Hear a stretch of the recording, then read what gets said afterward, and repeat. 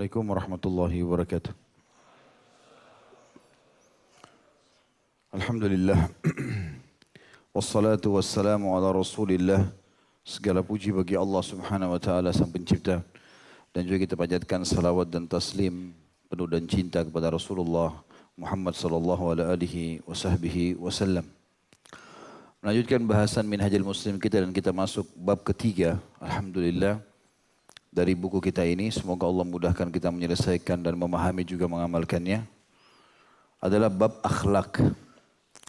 Dan ini teman-teman sekalian termasuk bab yang sangat luar biasa dalam Islam, ditata, diperintahkan, diatur, sedemikian rupa dengan keutamaan yang sangat besar. Ummu Salamah radhiyallahu anha pernah bertanya kepada baginda Nabi SAW, Ya Rasulullah, sama siapakah seorang wanita yang memiliki dua suami nanti di surga? Artinya selama di dunia kalau dia menikah dengan dua suami, suaminya pertama meninggal lalu dia nikah lagi, dua-duanya soleh, kira-kira siapa yang akan bersama dia di surga? Maka kata Nabi SAW, yang paling baik akhlaknya. Waktu itu Ummu Salamah radhiyallahu anha memang ingin Nabi SAW yang menjadi suaminya di surga, karena pasti paling tinggi derajatnya di surga. Wahai Ummu Salamah, ketahuilah, akhlak yang mulia telah merebut derajat-derajat tertinggi di surga. Juga dalam hadis yang sahih riwayat Bukhari, sesungguhnya seorang hamba akan menambah atau akan mendapatkan derajat tertinggi di surga bukan karena banyak sholat, puasa ataupun haji, tapi karena memiliki akhlak yang mulia. Dan sekian banyak dalil-dalil yang merupakan motivasi untuk berakhlak yang mulia, berkarakter. Bahkan Nabi SAW mengatakan dalam hadis yang lain, tidak ada sesuatu yang mengalahkan beratnya akhlak di timbangan amal pada hari kiamat. Dan tentu bab kita ini, bab akhlak, membahas banyak sekali akhlak-akhlak yang mulia, nanti kita akan bahas. Dan juga ada akhlak-akhlak yang tercela, di mana kita harus menjauhinya. Saya akan mulai baca apa yang ditulis oleh Syekh Abu Bakar Jazair rahimahullah, bab ketiga akhlak, dan pasal pertamanya akhlak yang baik dan penjelasannya. Akhlak adalah suatu bentuk atau karakter yang kuat di dalam jiwa, yang darinya muncul perbuatan yang bersifat iradiyah, ikhtiyariyah, atau kehendak pilihan, berupa baik atau buruk, indah atau jelek. Sesuai pembawaannya, ia menerima pengaruh pendidikan yang baik dan juga pengaruh pendidikan yang buruk.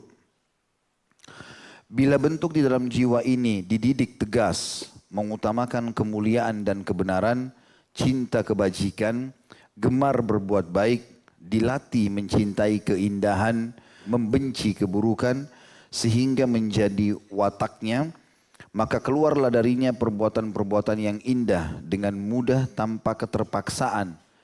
Dan ini yang dimaksud dengan akhlak yang baik. Seperti kemurahan hati. Kemurahan hati dalam berbagi, berbelas kasih, membantu. Lemah lembut, sabar, teguh, mulia, berani, adil, ihsan, berbuat baik. Dan akhlak-akhlak mulia serta kesempurnaan jiwa lainnya. Begitu juga jika jiwa manusia ditelantarkan, tidak dididik, tidak disentuh oleh pendidikan yang memadai, atau dibantu untuk menumbuhkan unsur-unsur kebaikannya yang tersembunyi dalam jiwanya, maka jiwa yang demikian disebut akhlak yang buruk. Perkataan dan perbuatan tercela yang keluar darinya disebut dengan akhlak tercela, seperti ingkar janji, khianat, dusta, putus asa, tamak, kasar, kemarahan, kekejian, berkata kotor, dan juga pendorongnya. Dari sini Islam menjadi penyeru pada akhlak yang baik dan mengajak kepada pendidikan akhlak di kalangan kaum muslimin. Menumbuhkannya dalam jiwa mereka dan menilai keimanan seseorang itu dengan kemuliaan akhlaknya. Allah yang Maha Suci dan Maha Pemurah telah memuji Nabi-Nya Muhammad SAW karena akhlaknya yang agung. Kekal dalam surah Al-Qalam ayat 4, Allah berfirman, A'udzu billahi minasyaitonir rajim. Wa innaka la'ala khuluqin azim. Sesungguhnya Muhammad, kau benar-benar berbudi pekerti yang agung. Dikatakan dalam hadis Bukhari, Aisyah berkata radhiyallahu anha, Nabi SAW tidak pernah marah sekalipun kalau itu berhubungan dengan hak beliau. Tetapi beliau hanya marah kalau hukum Allah dilanggar. Selalu memaafkan, selalu memberi. Dalam memberi Nabi SAW tidak pernah menolak. Kata para sahabat ridwanullahi alaihim, diantaranya Abdullah bin Abbas radhiyallahu anhu berkata, tidak pernah Nabi SAW dimintai sesuatu lalu beliau menolak. Selalu saja beliau memberi, berusaha. Bahkan beliau pernah duduk lalu ada orang minta dikasih oleh Nabi SAW di depan para sahabat. Dan cara Nabi SAW memberi kedermawanan, bukan pas-pasan, dikasih banyak sampai orang itu puas. Lalu datang orang kedua diberi lagi, orang ketiga diberi lagi, sampai beberapa orang yang datang dan apa yang di tangan Nabi SAW sudah habis. Masih ada datang orang yang minta, ya Rasulullah berikan kepadaku. Maka Nabi SAW sempat murung terlihat. Umar berkata radhiyallahu anhu sebagai sahabat dan juga mertua Nabi SAW, ya Rasulullah, Allah tidak bebankan anda di atas kemampuan anda. Anda sudah bersedekah tadi, sekarang sudah habis, tidak usah sedih. Maka Nabi SAW diam saja. Lalu tiba-tiba Ali bin Abi Thalib radhiyallahu anhu memiliki kurang lebih 3 dirham atau 5 dirham di kantongnya. Dia mengeluarkan mengatakan, ya Rasulullah, ini milik saya, sedekahkanlah semau anda. Maka Nabi SAW pun tersenyum. Lalu beliau mengatakan, bihadza umirtu. Beginilah aku diperintahkan. Nabi SAW pernah diberikan mantel yang baru sekali di musim dingin. Dan saking indahnya mantel tersebut dengan kain yang mulus, tebal. Di ujungnya ada seperti hiasan-hiasannya. Seorang perempuan membawa kepada Nabi SAW di masjid mengatakan, ya Rasulullah ini saya hadiahkan buat anda. Nabi SAW menerima lalu langsung memakainya. Baru saja beliau pakai, ada satu sahabat di masjid langsung berdiri mengatakan, ya Rasulullah indah sekali baju itu. Berikan kepadaku. Baru Nabi pakai dan dia lihat Nabi baru dikasih, langsung diminta sama dia. Apa kata Nabi SAW? Baiklah, dibuka langsung, dikasih. Maka orang-orang pada saat waktu dia dikasih mantel ini menghardiknya, sahabat-sahabatnya mengatakan, kenapa kau begitu jahat dengan Nabi SAW? Bukankah baru saja engkau melihat beliau menerimanya, dan ini mantel cocok buat beliau, bagus. Beliau tampan, baju ini bagus gitu. Kenapa diminta? Maka sahabat itu mengatakan, demi Allah saya memintanya bukan karena bajunya, tapi karena pernah Nabi SAW menggunakan, maka aku berharap keberkahannya. Dan aku berharap pada saat meninggal dikafani dengan mantel ini. Tapi di sini adalah kita lihat kemurahan Nabi SAW yang luar biasa, akhlak mulia. Allah pun memerintahkan agar semua pengikutnya berakhlak yang mulia. Dimulai dari Nabi SAW dalam surah Fussilat ayat 34. Allah berfirman, A'udzu billahi minasyaitonir rajim, idfa' billati hiya ahsanu fa idzal ladzi bainaka wa bainahu adawatun ka'annahu waliyyun hamim. Tolaklah kejahatan itu dengan cara yang lebih baik. Kalau kita dihina, dicaci, apa saja, tolak dengan cara baik. Senyum saja, enggak usah balas, tenang saja hadapi. Allah mengatakan begitu, tolaklah kejahatan itu, keburukan itu dengan cara yang lebih baik. Maksudnya jangan lakukan keburukan dengan keburukan. Jangan digibah, balas dengan gibah. Difitnah, jangan balas dengan fitnah. Maka akan terjadi nanti orang yang antara kamu dengan dia permusuhan seolah-olah telah terjadi teman yang sangat setia. Allah bisa membalik keadaan yang tadinya memusuhi kita justru akan menjadi sahabat dan kagum. Karena memang akhlak yang mulia ini. Allah Subhanahu wa taala menjadikan akhlak yang utama sebagai sarana memperoleh surga tertinggi. Sebagaimana firman-Nya dalam surah Al-Imran ayat 133 sampai 134. Ini menjelaskan bahwasanya surga akan didapatkan dengan orang yang memiliki akhlak atau karakter yang mulia. A'udzu billahi minasyaitonir rajim, wasari'u ila maghfirati min rabbikum wa jannatin arduha as-samawati wal ard uiddat lil muttaqin alladziina yunfikuna fis sarra'i wad dharra'i wal qadhimina al ghaidha wal 'afina 'anil nas wallahu yuhibbul muhsinin. Dan bersegeralah kalian, jangan tunda lagi kepada ampunan dari Rabb kalian. Hafal baik-baik kalimat ini, taubat. Jangan tunda. Detik ini, di tempat ini, ingat dosa, astagfirullah wa atubu ilaih. Janji sama Allah tidak akan mengulanginya. Ini kalimat keselamatan. Karena semua penghambat nikmat bisa diampuni dan dimaafkan karena taubat tadi. Dan di akhirat lepas dari azab. Allah bilang bersegera, bersegera. Jangan tunda taubat itu. Dan kejarlah setelah taubat surga yang luasnya seluas langit dan bumi. Yang disediakan untuk orang-orang yang bertakwa. Artinya setelah taubat isi waktumu dengan amal-amal saleh. Dengan kebaikan-kebaikan. Tidak lagi waktu untuk bermaksiat. Dan itu makna daripada takwa. Lalu Allah merincikan. Siapa orang-orang takwa itu yang layak masuk ke dalam surga. Di sini isinya umumnya adalah karakter atau akhlak yang mulia. Yaitu orang-orang yang menafkahkan hartanya baik di waktu lapang maupun waktu sempit. Dan ini akhlak yang mulia. Dia bersedekah tidak memandang apakah dia lagi kaya atau miskin. Dia lagi sehat atau sakit. Dia lagi lapang ataupun lagi sempit. Intinya setiap ada panggilan sedekah dia selalu bersedekah. Abdullah bin Umar radhiyallahu anhu tidak pernah melewatkan satu hari kecuali beliau bersedekah. Walaupun hanya sepotong roti ataupun kue. Dan subhanallah selalu saja Allah subhanahu wa ta'ala membalasnya. Dan para sahabat ridwanullahi alaihim menghilangkan perasaan pelit dengan cara melatih diri terbiasa mengeluarkan yang terbaik. Beliau pernah menerima 10.000 dirham habis dibagi-bagikan. Keesokan harinya Abdullah bin Umar ingin memberikan makan untanya. Dia tidak punya duit. Lalu dia pinjam sama orang 1 dirham. Saking gemarnya dengan sedekah. Karakter yang pertama dalam ayat ini ahli surga adalah orang yang suka berinfak. Baik dalam keadaan lapang ataupun sempit. Dan ketahuilah teman-teman infak ini sudah sering kita tekankan. Dia adalah kata kunci datangnya rezeki dan juga sekaligus menjadikan jalan keluar. Sebagaimana sabda Nabi SAW, sedekah itu bisa meredam murkahnya Allah. Abdullah bin Abbas, Abdullah bin Umar radhiyallahu anhum ajma'in, kalau mereka lagi punya masalah yang mereka hadapi, maka mereka sengaja keluar mencari kantong-kantong sedekah. Pernah orang datang kepada Hasan Basri kepada Abdullah bin Mubarak, lututnya bernanah sudah 7 tahun. Enggak sembuh-sembuh maka dia pun minta jalan keluar. Kata Ibnu Mubarak, carilah wilayah muslimin yang membutuhkan sumur, galilah untuknya, untuk mereka. Semoga saja Allah sembuhkan lukamu. Dan setelah orang itu menggali sumur, maka Allah SWT sembuhkan lukanya. Dan sekian banyak manfaat daripada bersedekah itu. Menghilangkan karakter buruk, pelit, dan mendatangkan karakter baik, dermawan. Dan orang-orang yang menahan amarahnya. Dikatakan wal qadhimin al ghaidh.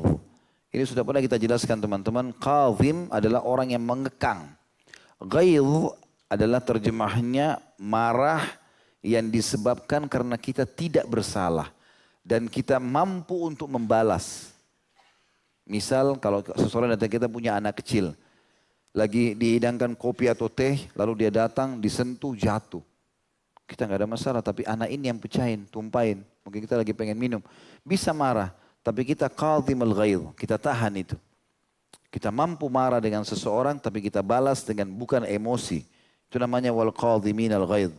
Orang yang suka sedekah dalam keadaan susah ataupun dalam keadaan lapang, dan orang yang bisa meredam emosinya. Dalam keadaan dia marah, dan ini sudah pernah saya jelaskan. Ada salah satu kisah berhubungan dengan ayat ini.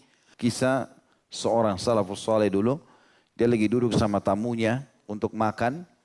Kemudian pembantunya atau budaknya membawa marak kambing yang sangat panas. Kemudian kakinya kesentuh karpet. Lalu tertumpah semua marak itu di baju atau di badan tuannya. Padahal tuannya lagi duduk sama tamu. Budak ini menumpahkan itu. Panas. Otomatis orang spontan marah. Tapi budak ini tahu kalau tuannya orang beriman. Dan dia menggunakan dalil ayat ini. Dia mengatakan kepada tuannya waktu tuannya baru mau marah. Wal qadhiminal ghaidh. Dan orang-orang yang bisa meredam marahnya walaupun dia benar. Maka tuannya mengatakan, aku sudah redam marahku. Dia bilang, belum selesai tuan. Dibaca lanjutan ayatnya. Wal afina anin nas. Dan setelah orang-orang yang menahan amarahnya adalah suka memaafkan kesalahan orang lain. Ini berat, tapi kita disuruh memaafkan. Maka dia bilang, wal afina anin nas. Maka majikannya mengatakan, aku sudah memaafkanmu. Dia bilang, belum selesai Tuan. Lanjutan ayatnya, wallahu yuhibbul muhsinin. Dan Allah menyukai orang-orang yang berbuat kebajikan. Maka kata majikannya, sebagai bentuk ketaatan kepada Allah, aku sudah bebaskan kau dari keterbudakan. Dan ini sebuah akhlak yang mulia teman-teman sekalian. Bagaimana kita melalui dunia ini sebentar dengan tidak usah terlalu terbawa dengan arus. Kalau ada yang berbuat jahat sama antum, langsung yakini Allah sedang ingin meninggikan derajat antum melalui dia. Gak usah khawatir. Tidak akan pernah teman-teman ada satu bulu di badan kita jatuh kecuali dengan izin Allah. Walaupun orang ingin berbuat sejahat apapun, sehebat apapun siasat dia, apa kurangnya kehebatannya Fir'aun? Tapi kenapa dia nggak bisa membunuh Musa alaihissalam? Nabi Musa alaihissalam gampang ditemukan, di pinggir jalan selalu ada. Tinggal ditangkap, dibunuh oleh Fir'aun. Tapi kuasa Allah, Allah mengalihkan Fir'aun tidak bisa habisan ide untuk membunuh Musa alaihissalam. Terakhir pun Allah membinasakan dia. Kalau antum di jalan rel yang benar tidak usah khawatir. Orang mau lakukan apapun, yakinlah. Perbuatan dia itu adalah penyebab Allah subhanahu wa ta'ala ingin mendatangkan sesuatu yang tinggi. Kalau cobaan antum makin memuncak, berarti makin besar nikmat yang akan datang setelah cobaan tersebut. Tinggal sabar saja. Makanya Umar bin Khattab berkata radhiyallahu anhu, siapapun yang sedang datang cobaan padanya, lalu dia yakin itu adalah perintah Allah, itu adalah kewajiban yang Allah telah bebankan takdirnya Allah, maka dia terima, dia akan dapat pahala, dia akan mudah melalui, dan juga dia akan dapat jalan keluar. Tapi kalau dia tidak terima keputusan Allah itu, dari cacian orang, dari fitnah orang, atau apa saja, masalah-masalah yang dihadapi selama di dunia, maka dia akan mendapatkan dosa, dia tetap akan melalui cobaan tersebut, dan dia akan sulit mendapatkan jalan keluar. Selanjutnya kata Syekh Abu Bakar rahimahullah, Allah mengutus Rasulnya Muhammad SAW, tujuan utamanya dalam syariat ini adalah menyempurnakan akhlak yang mulia. Sebagaimana dalam sabda Nabi SAW diriwayatkan Imam Bukhari, Imam Ahmad, salihul akhlak. Yang artinya innama bu'istu liutammima makarimal akhlak. Sesungguhnya aku diutus hanyalah untuk menyempurnakan akhlak-akhlak yang mulia. Sopan, santun, bakti sama orang tua, dermawan, ramah, apa saja. Aku memang diutus untuk itu, untuk menyempurnakan akhlak-akhlak yang mulia ini. Allah tidak suka dengan orang yang jahat, bejat, berkata kotor, dan segala macam karakter yang buruk. Riwayat Imam Ahmad, innama bu'istu liutammima salihal akhlak. Sesungguhnya aku diutus betul-betul untuk menyempurnakan akhlak-akhlak yang sangat baik. Beliau juga SAW menjelaskan keutamaan akhlak-akhlak yang mulia dalam banyak sabda-sabda beliau yang tidak terhitung lagi jumlahnya. Di antaranya misalnya hadis yang sahih riwayat Tirmidzi nomor 2003 dan riwayat Abu Daud nomor 4799. Ma min syai'in fil mizani athqalu min husnil khuluq. Ketahuilah, kata Nabi SAW, tidak ada sesuatu pun di dalam timbangan amal pada hari kiamat yang lebih berat dan lebih berat daripada akhlak yang baik. Juga sabda Nabi SAW yang menggambarkan bahwasanya semua kebaikan ada di akhlak yang mulia. Kalau orang sudah jaga akhlak yang mulia, kebaikan-kebaikannya akan berkumpul padanya. Sebagaimana sabda beliau, al-birru husnul khuluq. Kebajikan itu justru berkumpul pada akhlak yang baik. Artinya, kalau buruk akhlaknya maka imannya tidak sempurna. Kata Nabi SAW, akmalul mu'minina imanan ahsanuhum khuluqa atau ahsanuhum akhlaqa. Orang mukmin yang paling sempurna imannya, sudah sampai pada tingkat tertinggi hubungannya dengan Allah, adalah orang yang paling baik akhlaknya, karakternya. Hadis ini riwayat Bukhari Muslim dan lafaz Imam Bukhari, Imam Muslim di nomor 2553. Juga Nabi SAW memastikan siapapun umatnya yang baik, karakternya, akhlaknya, santun, bakti sama orang tua, dermawan, apalah ringan tangan dan seterusnya, ini akan bersama Nabi SAW di hari kiamat. Kata ulama, bersebelahan dengan istananya Nabi SAW sehingga dekat sekali dengan beliau. Kata Nabi SAW dalam hadis, inna min ahabbikum ilayya wa akrabikum minni majlisan yaumal qiyamah ahasinakum akhlaqa. Sesungguhnya orang yang paling aku cintai di antara kalian dan paling dekat kedudukannya denganku pada hari kiamat adalah orang yang paling baik akhlaknya di antara kalian. Hadis ini diriwayatkan Imam Tirmidzi nomor 2018. Tentu Nabi SAW teman-teman kalau berbicara pada saat waktu-waktu tertentu beliau mengangkat suaranya. Seperti di kancah peperangan, seperti di khutbah Jumat. Di waktu-waktu di mana dibutuhkan suara ditinggikan, Nabi SAW tinggikan. Tapi selain daripada itu, ya sebagaimana tunggu, saya jelaskan dulu hadisnya. Ada hadis Bukhari berbunyi, kata para sahabat Abu Hurairah dan mengatakan Nabi SAW kalau berkhutbah, mata beliau memerah, wajah beliau memerah. Sampai seakan-akan beliau sedang memotivasi pasukan untuk menyerang musuh. Tapi dalam riwayat lain, selain daripada menyampaikan kebaikan-kebaikan dengan suara yang semangat misalnya, kata para sahabat di sisi yang lain, Nabi SAW kami temukan lebih malu daripada anak gadis di dalam pinggitannya. Artinya Nabi SAW tidak minta-minta, ya, tidak pelit, tidak kasar. Jadi ada saatnya beliau mengangkat suara tapi itu bukan berarti keburukan. Tapi ada saatnya juga beliau tidak berbicara. Bahkan suaranya sangat lembut. Gitu kan.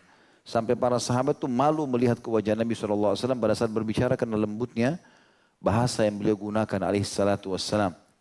Banyak orang salah faham, mereka anggap dengan menggebu-gebuhnya Nabi SAW bicara, memberikan motivasi kepada para sahabat di khutbah Jumat atau di kesempatan-kesempatan menasihati mereka untuk jihad, berarti boleh mencaci maki di mimbar, boleh mencaci maki di majelis. Ini semua tidak benar. Ini mencoreng akhlak dia sendiri. Itu tidak boleh tentunya. Beliau juga SAW ditanya tentang amal apa yang paling utama, yang paling banyak mendatangkan pahala, paling mudah dicintai oleh Allah. Beliau mengatakan husnul khuluq, akhlak yang baik. Hadis ini riwayat Ahmad nomor 17.358. Juga ditanya tentang apa yang paling banyak memasukkan orang ke dalam surga. Yang paling mudah, paling banyak mengantar orang ke dalam surga. Maka beliau mengatakan taqwallah wa husnul khuluq. Takwa kepada Allah, patuh kepadanya, perintah dikerjakan, larangan dijauhi dan akhlak yang baik. Hadis ini hadis hasan diriwayatkan Tirmidzi nomor 2004. Juga Nabi SAW bersabda tentang kedudukan orang yang memiliki akhlak yang mulia. Selalu santun, selalu baik, selalu senyum, selalu memberi, selalu memaafkan. Kata Nabi SAW, Innal abda la yablughu bihusni khuluqihi azima darajatil akhirah wa syarafal manazil wa innahu la dha'iful ibadah. Hadis ini diriwayatkan oleh At-Tabarani di jilid 1 halaman 260 dengan sanad jayyid atau bisa diterima. Kata Nabi SAW, sesungguhnya seorang hamba pasti akan mencapai derajat yang sangat agung di akhirat. Tinggi sekali. Kedudukan mulia dengan akhlaknya yang baik. Meskipun hamba itu lemah dalam beribadah. Artinya ada ibadah-ibadah mungkin yang tidak maksimal. Tapi karena santun akhlaknya baik maka Allah SWT memberikan derajat yang tinggi. Kemudian beliau menukil perkataan salafus saleh tentang masalah akhlak ini. Dimulai dari perkataan Al-Hasan Al-Basri rahimahullah. Beliau berkata, akhlak yang baik adalah bermuka manis, bersungguh-sungguh dalam berderma, membantu orang, bukan setengah-setengah. Dia gembira kalau ada orang yang minta-minta sama dia. Maka dia cari orang fakir miskin tersebut. Dia berterima kasih kalau datang. Sebagian ulama salaf bahkan mengatakan, kami selalu berterima kasih pada orang-orang miskin yang datang meminta kepada kami. Karena mereka sedang membawa sedekah kami itu ketimbangan amal kami di hadapan Allah tanpa upah sedikit pun. Saking gembiranya mereka dalam melakukan amal saleh. Berapa banyak orang yang tidak faham ini. Begitu orang datang minta maka mukanya cemberut. Memberi pun dengan tidak seikhlas atau sepenuh hati. Maka dia tidak dapat apa-apa. Kata Hasan Basri, akhlak yang baik adalah bermuka manis, bersungguh-sungguh dalam berderma dan menahan diri. Sehingga engkau mengganggu. Artinya jangan sampai mengganggu. Jadi kita selalu menjadi orang yang tidak mengganggu orang lain. Abdullah bin Mubarak, ini ada kesalahan tulisannya. Dalam retorika bahasa Arab, kalau nama seseorang dengan nama ayahnya berada di satu baris, tulisannya bin. Mestinya Abdullah bin Mubarak. Di buku ditulis apa? Abdullah ibnu Mubarak, ya kan? Sebenarnya penulisan ibnu ini dalam bahasa Arab ada dua. Pertama, namanya dia dihapus. Seperti misalnya Abdullahnya dihapus, maka dikatakan Ibnu Mubarak. Jadi tidak bisa kita bilang bin Mubarak, enggak, Ibnu Mubarak. Seperti Ibnu Umar, ya. Tapi kalau namanya disambung Abdullah bin Umar, Abdullah bin Mubarak. Makanya di sini saya bilang penulisan ada yang keliru.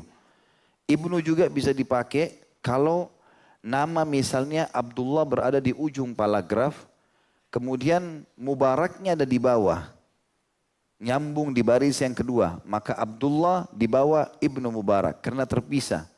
Tapi kalau dia ditulis bersebelahan maka harus pakai bin saja. Jelas? Jadi di sini sebenarnya Abdullah bin Mubarak rahimahullah berkata, akhlak yang baik terdiri dari 3 hal. Menjauhi yang haram. Setiap haram, enggak, saya enggak mau. Apapun negosiasinya, enggak, ini haram dalam agama. Itu akhlak yang mulia. Karena dia menjaga kesucian hubungannya dengan Allah. Kemudian yang kedua mencari yang halal. Setelah itu dia tidak vakum. Maka dia berusaha mencari yang halal. Dan yang ketiga berlapang hati kepada keluarga. Ya, artinya mendahulukan keluarga dalam bantuan, nasihat, meluruskan. Ya. Dia pun kalau marah, dia marah pada pelanggaran-pelanggaran agama. Selain daripada itu semuanya dia bertoleransi. Ini adalah akhlak yang mulia. Ulama lain berkata, akhlak yang baik adalah dekat dengan manusia, namun asing dari perselisihan di antara mereka. Itu akhlak yang mulia. Jadi kalau ada orang butuh bantuan, kita selalu hadir. Ada orang butuh nasihat, kita hadir. Ada orang berbuat baik, kita dukung. Ada orang berbuat salah, kita luruskan. Tapi kalau perselisihan, ribut di antara mereka, kita jauhi. Itu termasuk akhlak yang mulia. Tidak usah masuk di perselisihan orang lain. Kecuali betul-betul kita berada di posisi sebagai seorang hakim, penengah, kita lihat kemungkaran depan mata, baru. Kalau enggak usah jadi pahlawan kesiangan. Selalu mau cari masalahnya orang, baru mau pecahin. Dia sendiri masalahnya banyak. Ulama lain juga berkata, akhlak yang baik adalah menahan diri dari mengganggu orang mukmin dan membela orang mukmin. Ada 2 hal.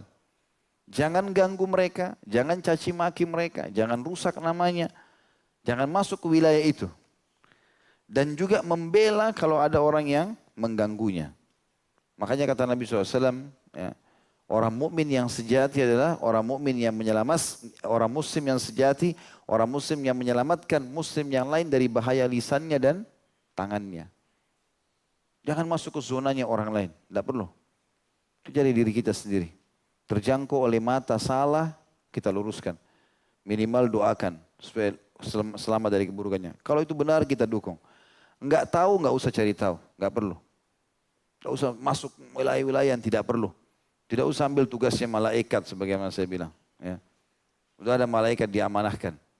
Itu tetangga itu begini-begini. Itu tetangga bukan kamu. Ya. Urus diri sendiri. Itu orang ada begini, itu orang ada begitu. Tidak usah dicampuri, enggak perlu. Kecuali kita memang ada urusan di situ. Orang itu enggak bayar utang, kita lagi mau pecahkan permasalahan. Atau mungkin kalau enggak usah campurin. Makanya dalam hadis yang lain, hadis sahih kata Nabi SAW, "Da'ma yaribuka illa mala yaribuk."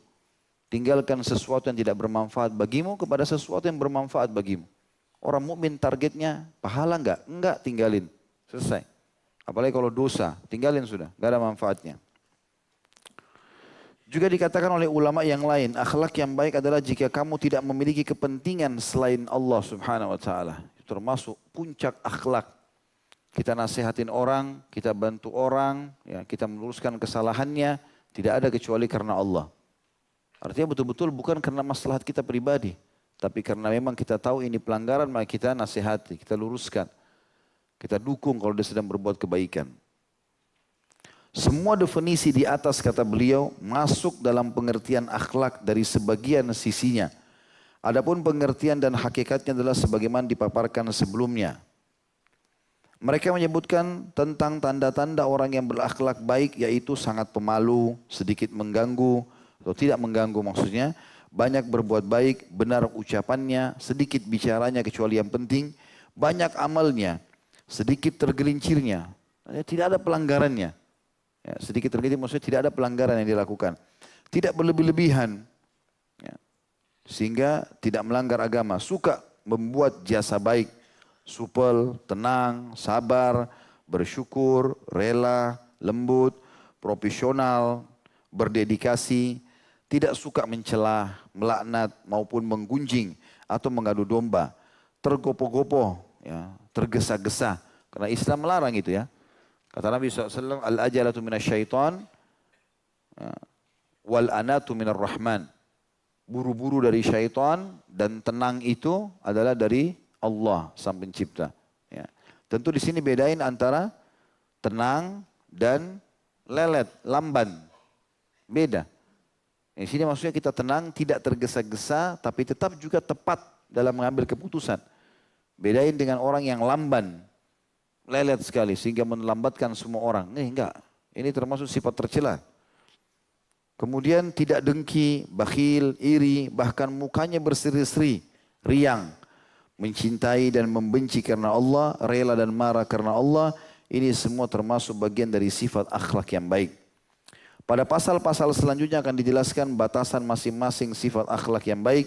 Dengan memenuhi sejumlah sifat-sifat tersebut, akhlak yang baik bisa ditunjukkan dengan memperhitungkan sifat-sifatnya. Kita akan masuk teman-teman sekalian ke bahasan akhlak yang pertama. Yang diangkat oleh Syekh Abu Bakar rahimahullah di pasal keduanya. Yaitu sabar dan tahan uji. Tadi itu adalah keutamaan-keutamaan akhlak. Sekarang kita masuk ke substansialnya. Satu persatu dirincikan oleh Syekh Abu Bakar rahimahullah. Di antara keindahan akhlak seorang muslim adalah sabar. Dan sudah pernah saya jelaskan sabar masuk dalam 3 keadaan. Sabar dalam mengerjakan ketaatan. Duduk di majelis ilmu seperti ini. Puasa, sholat, zakat, bakti sama orang tua. Apalah, itu semua kesabaran, butuh kesabaran. Yang kedua sabar dalam meninggalkan kemaksiatan. Sudah sering saya ulangi nih, kita punya peluang berzina, kita punya peluang berbohong, kita punya peluang menipu orang. Kita bisa buat apa saja. Tapi pada saat peluang itu datang, sabar, tolak. Karena pasti terlintas di benak kita, nggak mungkin. Setiap orang pasti punya peluang berzina, bohong, segala macam. Tapi dia sabar. Dan yang ketiga, sabar dalam cobaan harian. Kata beliau, di antara keindahan akhlak seorang muslim adalah sabar dan tegar menghadapi gangguan karena Allah subhanahu wa ta'ala. Kesabaran adalah menahan diri dari hal-hal yang tidak disukai. Atau tegar menghadapi hal-hal yang tidak disukai dengan rela dan pasrah. Kalau sudah terjadi berarti ada sesuatu yang Allah inginkan. Dan memang teman-teman, cobaan kalau datang tidak terprogram. Antum bangun tidur sakit. Kita nggak ada salah sama orang nggak kenal, dia fitnah kita. Dia gibah, caci maki, biarin aja. Tidak apa-apa. Yakinlah pada saat itu Allah sedang memberikan sesuatu dari dia. Baik itu pahalanya diberikan kepada kita, baik juga ada dosa-dosa kita yang dimaafkan karena perilaku yang dia lakukan itu. Seorang muslim menahan dirinya dari hal yang tidak dia sukai seperti bersusah payah melaksanakan ibadah dan taat kepada Allah. Ini saya bilang tadi sabar pertama, sabar dalam mengerjakan ketaatan. Konsekuensi dalam menjalankannya, menahan diri jangan sampai bermaksiat kepada Allah SWT yang maha tinggi lagi maha luhur dan benar-benar enggan mendekatinya. Ini yang kedua, sabar dalam meninggalkan kemaksiatan. Meskipun secara naluri nafsunya menginginkan dan tergiur olehnya. Kita pasti tergiur. Ada lawan jenis, punya kecantikan, punya kegagahan, ajak berzina, tapi sabar. Nabi Yusuf alaihissalam digoda oleh Ratu Mesir. Sabar. Beliau berusaha untuk menahan itu. Ia juga menahan diri dari cobaan yang menimpahnya. Ini cobaan yang ketiga. Ini sabar yang ketiga. Sabar dalam cobaan harian. Sehingga tidak berputus asa atau membenci. Karena menurut ahli hikmah atau orang bijak bersedih atas hal yang telah berlalu adalah penyakit. Sedangkan bersedih atas hal yang sedang terjadi akan melemahkan akal. Dan benci kepada takdir adalah mencela Allah. Zat yang Maha Esa, yang Maha Kuasa lagi Maha Perkasa. Dalam kondisi demikian, ia meminta tolong dengan mengingat janji Allah berupa balasan yang amat baik atas berbagai ketaatan yang disediakan bagi pelakunya berupa pahala yang berlimpah ruah dan ganjaran yang besar. Juga dengan mengingat ancaman Allah Subhanahu wa taala kepada orang-orang yang membencinya dan yang bermaksiat kepadanya berupa azab yang pedih dan hukuman yang keras. Serta mengingat dengan yakin bahwa ketentuan takdir Allah pasti berlaku. Dan sudah pernah saya jelaskan teman-teman sekalian, dalam kehidupan kita sehari-hari pasti saja akan ada cobaan. Ya, akan ada cobaan. Bedain antara cobaan dengan bencana, sudah pernah saya jelaskan itu. Kalau cobaan datangnya individu, kita sakit, diganggu orang, segala macam, perintah untuk mengerjakan ibadah secara pribadi, sholat, puasa dan seterusnya, perintah meninggalkan dosa-dosa, ini secara pribadi. Pasti kita diuji. Ada bencana, tidak akan terjadi kecuali karena dosa-dosa yang merata. Nanti kita akan bahas itu insya Allah. Karena kesabaran tanpa keluh kesah, itu termasuk akhlak yang diusahakan dan diperoleh melalui berbagai macam latihan dan perjuangan. Maka seorang muslim selalu membutuhkan pertolongan Allah agar dianugerahkan rezeki berupa kesabaran dan juga memohon diilhami kesabaran dengan mengingat perintah-perintah yang ada dan pahala yang dijanjikan baginya. Seperti misalnya firman Allah SWT dalam surah Al-Imran ayat 200, ayat terakhir dalam surah Al-Imran. A'udzu billahi minasyaitonir rajim. Ya ayyuhalladzina amanu sabiru wasabiru warabitu wattaqullaha la'allakum tuflihun. Hai orang-orang beriman, bersabarlah kalian dan kuatkan kesabaran kalian itu, jangan setengah-setengah.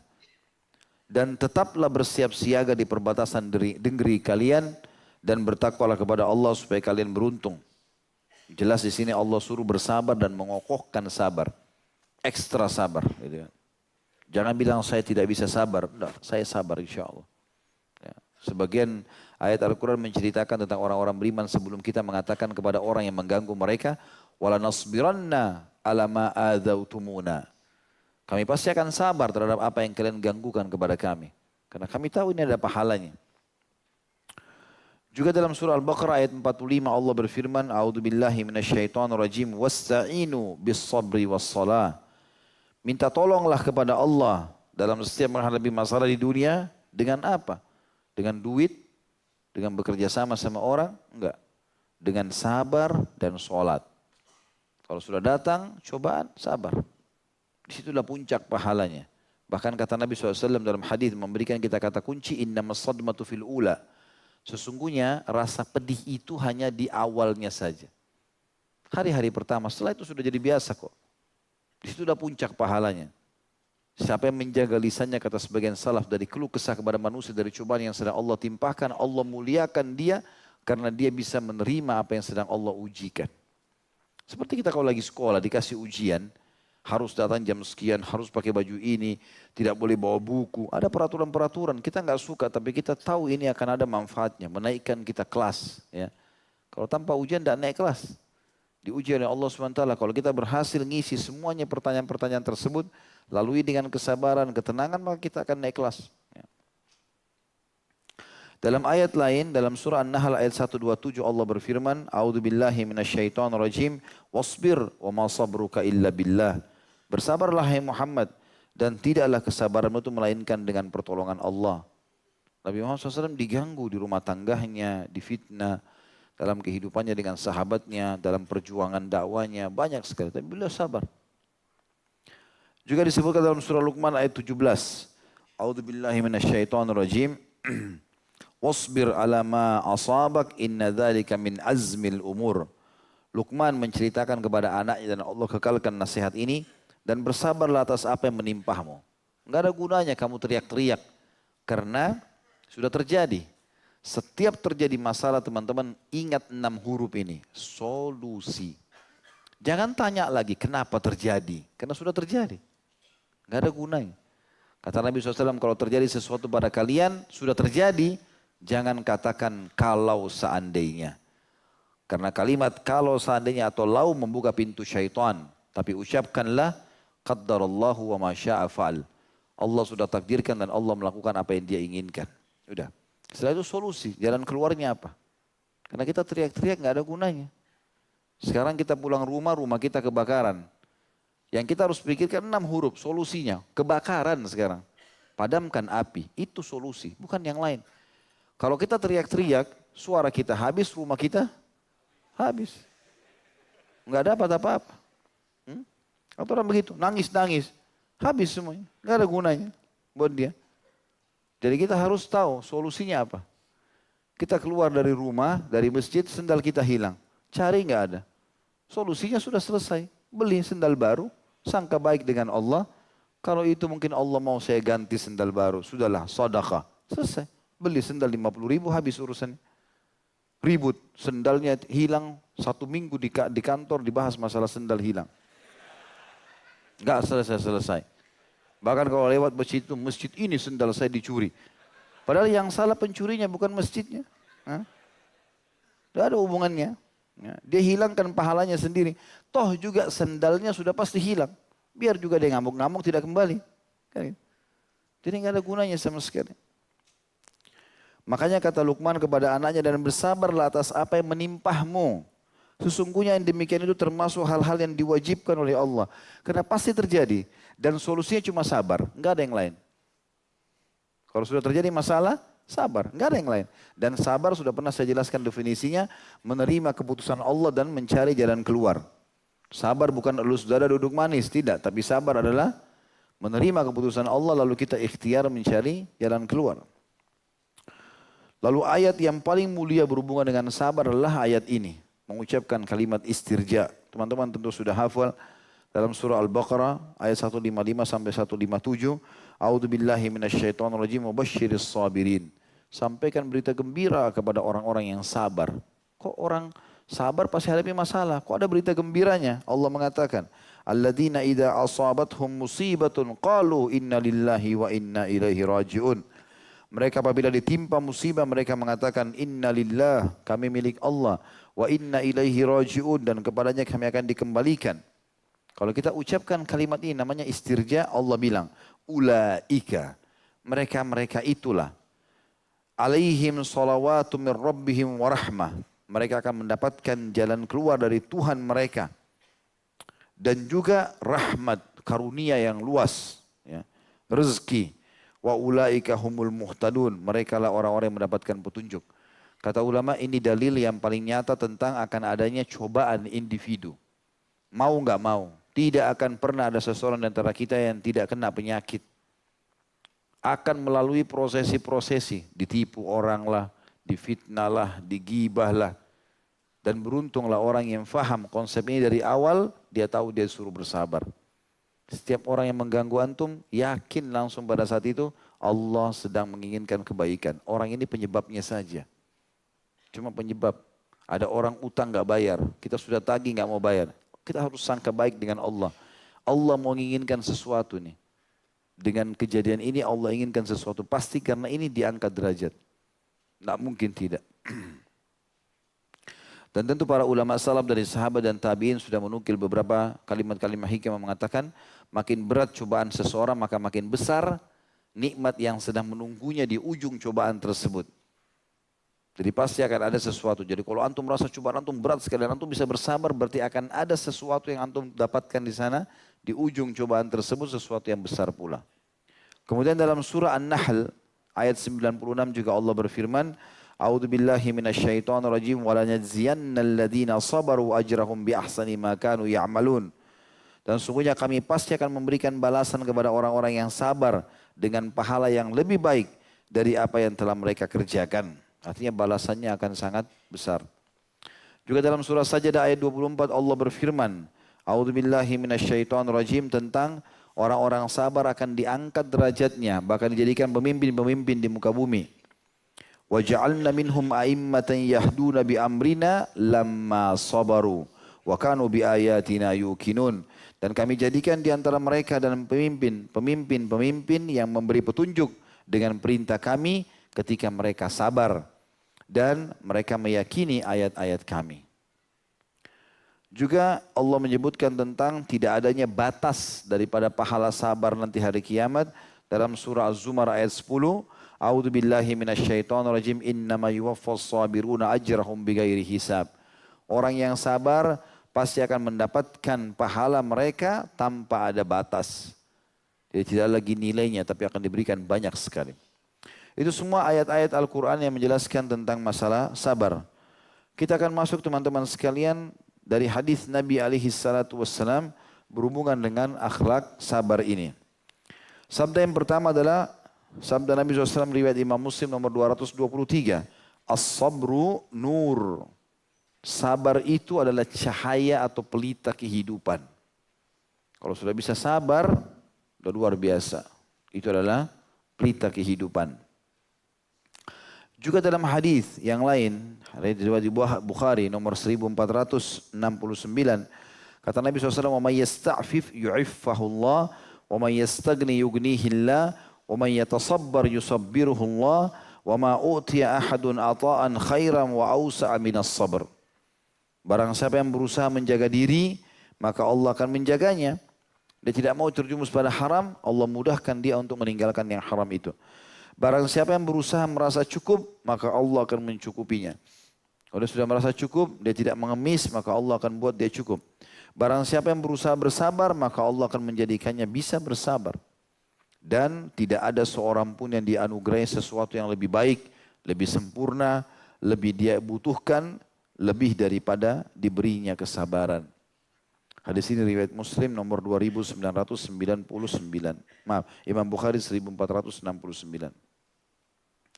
Juga Nabi SAW memuji orang mukmin karena kesabarannya dalam masalah yang dihadapi. Sebagaimana sabda beliau, "Ajaban li amri mu'min, li amril mu'min, inna amrahu kullahu lahu khair, wa laysa dzalika li ahadin illa lil mu'min. In asabathu sarra'u syakar, fakana khairan lah, wa in asabathu darra'u sabar, fakana khairan lah." Sangatlah menakjubkan perkara orang-orang mukmin itu. Sesungguhnya seluruh urusannya pasti baik baginya. Kalau sudah sampai pada level keimanan tinggi dia begini. Dan tidak ada demikian itu, tidak memiliki kecuali orang mukmin saja. Yaitu bila mereka mendapatkan kesenangan, mereka selalu bersyukur.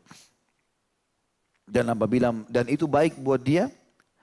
Dan bila dia ditimpa bencana atau cobaan, maka dia selalu bersabar dan itu juga baik untuk dia. Hadis riwayat Muslim nomor 2999. Dikatakan Syekh Abu Bakar rahimahullah ketika putri beliau sallallahu alaihi wasallam mengutus utusan untuk mengundang beliau agar hadir, maksudnya Zainab radhiyallahu anha punya anak namanya Umamah. Umamah ini sakit keras, mau meninggal dunia. Maka Nabi sallallahu alaihi wasallam menerima undangan dari Zainab untuk datang melihat putrinya, ya putri sebenarnya ya, yang akan meninggal. Di sini disebutkan putra. Beliau sallallahu alaihi wasallam menjawab kepada utusan putrinya, "Iqra'ha as-salam wa qul laha inna lillahi ma akhadha wa lahu ma a'ta wa kullu syai'in indahu bi ajalin musamma faltasbir wal tahtasib." Artinya teman-teman sekalian, kisahnya adalah Zainab waktu itu punya anak namanya Umamah dan ini anak pertamanya dan sakit keras. Kalau saya tidak salah umurnya 2 tahunan ya. Dan ini Allah sudah tentukan takdirnya tentunya ya. Maka Zainab mengirim surat kepada Nabi SAW. Nabi lagi mengajar waktu itu di masjid. Lagi nyampein wahyu. Mengatakan, "Ya Rasulullah, anak anda Zainab memanggil anda untuk melihat cucu anda Umamah." Maka kata Nabi SAW, "Sabarlah, suruh sabar. Nanti saya akan datang." Kemudian utusan tersebut pulang, datang lagi yang kedua kali. Dia mengatakan, "Zainab sungguh bersumpah atas nama Allah agar anda datang ya Rasulullah. Tolong lihat cucu anda." Ya. Maka Nabi SAW mengatakan, "Baiklah. Bilang pada dia untuk bersabar." Kemudian pada saat itu anaknya masih hidup. Ya, cucunya Nabi SAW masih hidup. Lalu Nabi SAW sempat terlambat sedikit karena lagi mempersiapkan diri untuk pergi. Datang utusan tersebut yang ketiga kali lalu mengatakan, "Ya Rasulullah, Zainab bersumpah atas nama Allah yang kedua kali untuk anda datang dan menyampaikan kalau cucu anda sudah meninggal dunia." Umamah sudah meninggal. Maka Nabi SAW mengatakan, "Iqra'has salam." Sampaikan salam kepada ibunya Zainab ya, atau anaknya tadi. Wa qul laha, dan katakan, "Inna lillahi ma akhad." Sesungguhnya milik Allah semua yang dia ambil. Walahu ma a'ta, milik dia semua yang dia beri.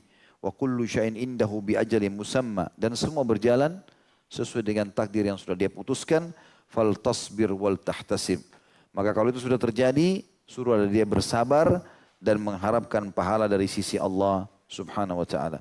Hadis ini riwayat Bukhari nomor 1284. Dalam sebuah hadis qudsi disebutkan Allah subhanahu wa ta'ala, Nabi SAW mengatakan Allah subhanahu wa ta'ala berfirman, wa idabtalaitu abdi bihabibataihi fasabara awwattuhu minhal jannah.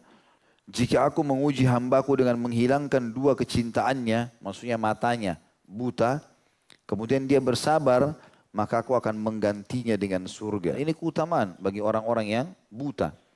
Apalagi sudah kita jelaskan teman-teman, semua cobaan di dunia ini hanya sementara saja. Kalau ada orang lahir penuh dengan penyakit, pada saat dia dibangkitkan di akhirat dia sudah tidak ada penyakitnya.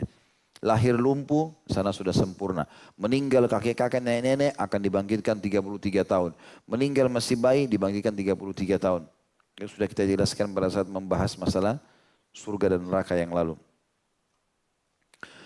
Makin besar cobaan, cobaan itu akan datang teman-teman sekalian.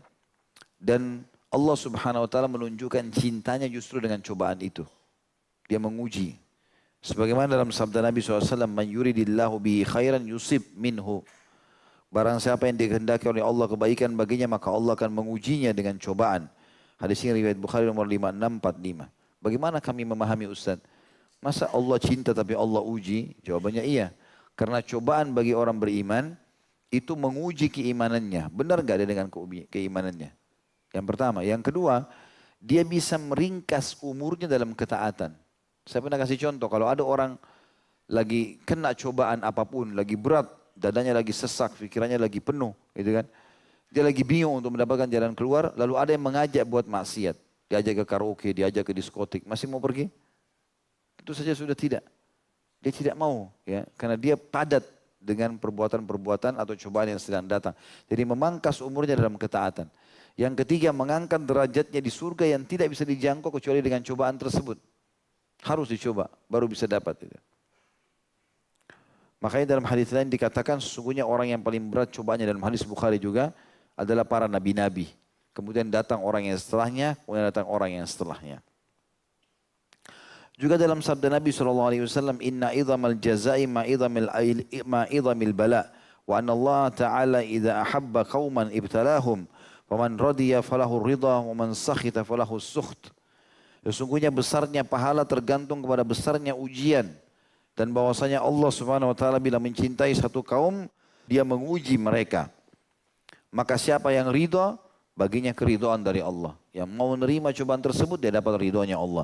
Dan siapa yang membenci, maka dia akan mendapatkan kebencian Allah.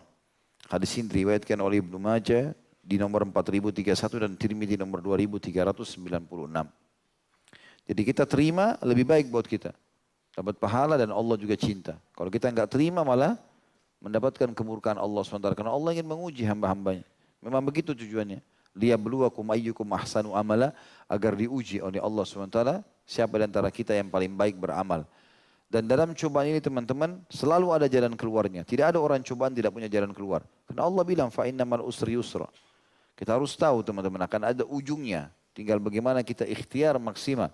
Ya. Masalah kadar berapa lama itu Allah lebih tahu.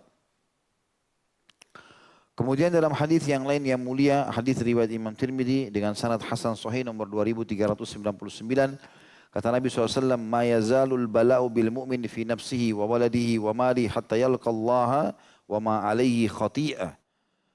Tidak henti-hentinya ujian menimpa orang mukmin pada diri. Jadi antum kalau makin kuat imannya jangan bilang, kok ini cobaan baru selesai, cobaan lagi ya. Memang begitu, antum akan dicoba oleh Allah SWT. Diuji. Makin banyak cobaan berarti makin tinggi level keimanan kita. Sabar. Sabar. Dan ada yang cepat selesai, ada yang butuh waktu dalam menyelesaikannya. Tapi kesabaran akan membuat kita lapang dada menerimanya. Tidak henti-hentinya ujian menimpa orang mukmin pada diri, anak maupun hartanya sampai dia bertemu Allah dalam keadaan tanpa dosa. Ya, tentu hadis ini juga diriwayatkan Tirmidzi dari saya katakan nomor 2399. Kata beliau, tegar menghadapi gangguan termasuk kesabaran namun lebih berat. Ia merupakan barang berharga kaum siddiqin dan syiar orang-orang saleh. Hakikatnya yaitu jika seorang muslim rela menderita dalam menegakkan agama Allah, kemudian bersabar dan tabah, kemudian tidak membalas keburukan kecuali dengan kebaikan, tidak mendendam untuk diri sendiri maupun mengutamakan diri sendiri selama berada di jalan Allah dan selalu siap sedia mencari ridha Allah. Contoh teladannya dalam hal ini adalah para rasul yang saleh Sebab jarang di antara mereka yang tidak mendapat penderitaan di dalam menegakkan agama Allah dan tidak mendapat ujian dalam menempuh jalan menuju Allah. Bahkan ada nabi-nabi yang dibunuh kan. Seperti Nabi Yahya alaihissalam dibunuh oleh kaumnya sendiri. Sampai dibunuh pun dia bersabar.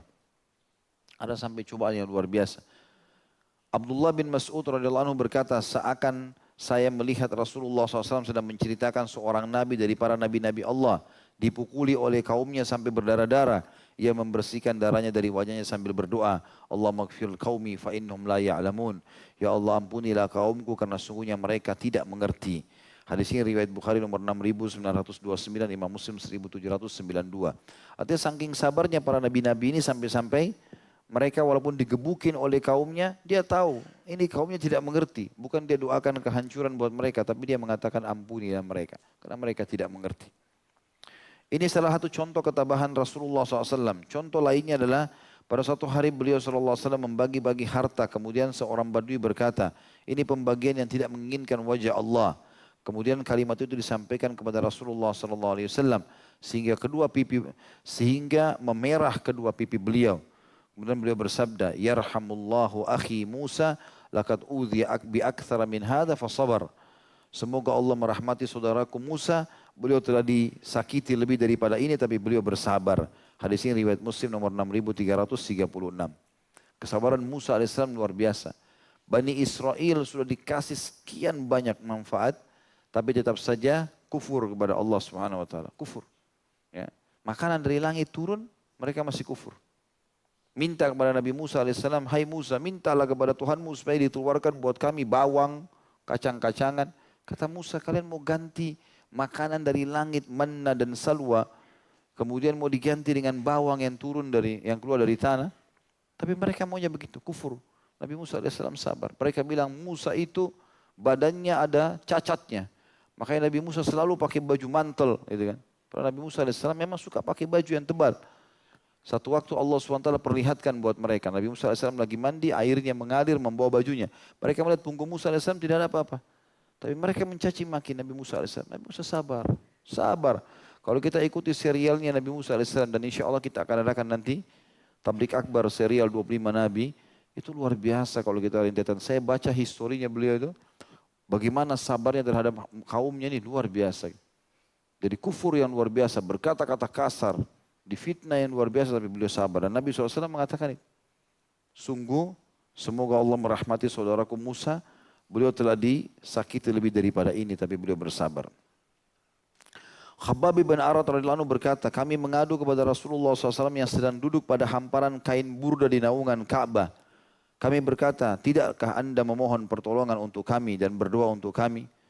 Khabbab bin Arat seorang sahabat Nabi yang mantan budak. Pernah saya ceritakan.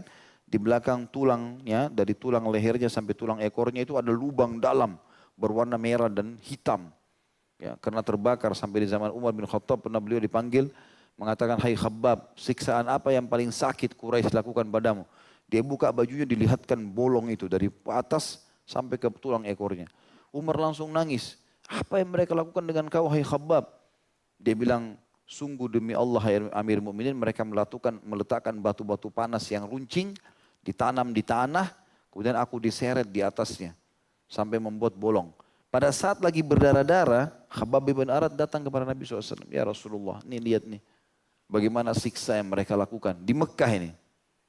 Apa yang Nabi SAW lakukan? Tuh lihat lukanya Khabbab. Beliau bilang, Qad kana man qablakum yu'khadur rajulu fayuhfaru lahu fil ardi fayuj'alu fiha thumma yu'ta bil minshar fayudha'u ala ra'si fayuj'alu nisfain wa yumshatu bi amshatil hadid ma duna lahmihi wa 'azmi ma yasudduhu dzalika an dini.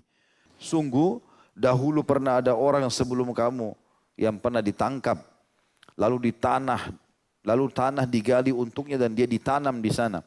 Diambil gergaji lalu diletakkan di kepalanya dan dibelah menjadi dua.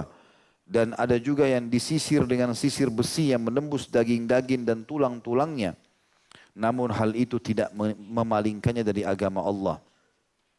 Hadis ini riwayat Bukhari nomor 3612. Tentu teman-teman sekalian, siksaan yang menimpa Khabbab bin Arat, Bilal bin Abi Rabah, Yasir dan Sumayyah, serta anaknya Ammar radhiyallahu anhu ajma'in yang sangat menyakitkan.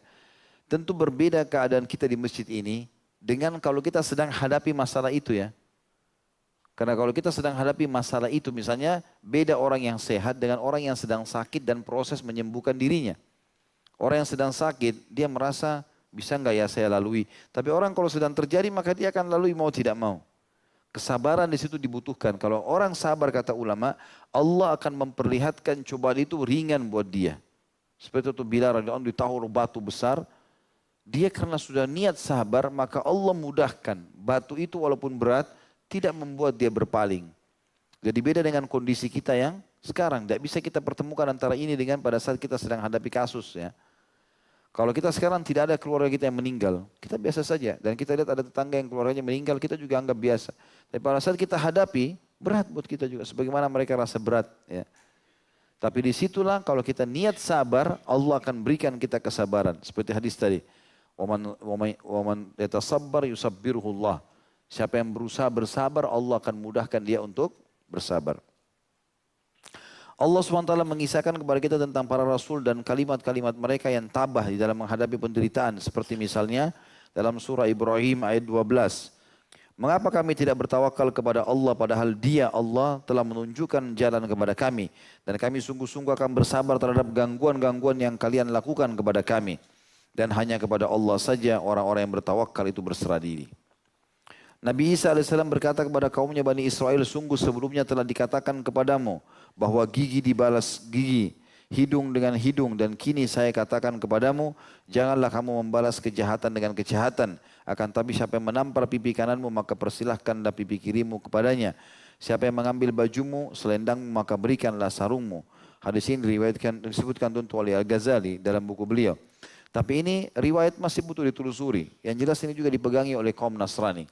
Dan sebagian ulama mengatakan hadis ini atau riwayat ini, kalaupun ada dari Nabi Isa AS, ini adalah syariat beliau. Sementara syariat Nabi Muhammad SAW bukan begini. Sabar kita adalah bukan kalau kita ditampar pipi kanan kita kasih pipi kiri. Tapi kita berusaha untuk membela diri. Gitu kan? Kalau kita diserang, bahkan orang yang meninggal kata Nabi SAW membela dirinya, mati syahid. Jadi tidak boleh menghinakan diri kita. Gitu kan? Tapi kalau sedang tertimpa musibah kita berusaha bersabar. Sabar terima takdir Allah dan kita ikhtiar maksimal. Sebagian sahabat Rasulullah SAW berkata, kami tidak menganggap seseorang itu beriman dengan benar jika tidak dapat bersabar atas penderitaan. Di bawah sinar keteladanan yang faktual dan contoh-contoh kehidupan nyata tentang kesabaran dan ketabahan inilah kaum muslimin hidup di dalam kesabaran, mengharap pahala dan tabah tanpa mengeluh maupun marah. Tidak membahas hal yang dibenci dengan kebencian, akan tapi membalas keburukan dengan kebaikan, memaafkan, bersabar dan juga mengampuni. Sebagaimana Allah berfirman dalam surah Asy-Syura ayat 43, A'udzu billahi minasyaitonir rajim wa man sabara wa ghafara inna dzalika lamin azmil umur. Tapi siapa yang bersabar dan memaafkan, sungguhnya perbuatan yang demikian termasuk hal-hal yang diutamakan atau akan meninggikan derajat dia tentunya. Dan sebagai penutup teman-teman sekalian juga ada hadis yang belum saya sebutkan tapi sudah pernah kita sebutkan hadis ini. Kata Nabi SAW, aku akan menjadi pemimpin di tempat terendah surga bagi orang-orang yang meninggalkan bohong walaupun bercanda. Dan aku akan menjadi pemimpin di tengah-tengah surga bagi orang yang meninggalkan perdebatan walaupun dia benar. Dan aku akan jadi pemimpin di tempat tertinggi surga kepada atau bersama dengan orang-orang yang memiliki akhlak yang mulia. Itu saja yang kita bahas insyaAllah. Mudah-mudahan bermanfaat. Subhanakallahumma bihamdika. Asyhadu an la ilaha illa anta astaghfiruka wa atubu ilaik. Wassalamualaikum warahmatullahi wabarakatuh.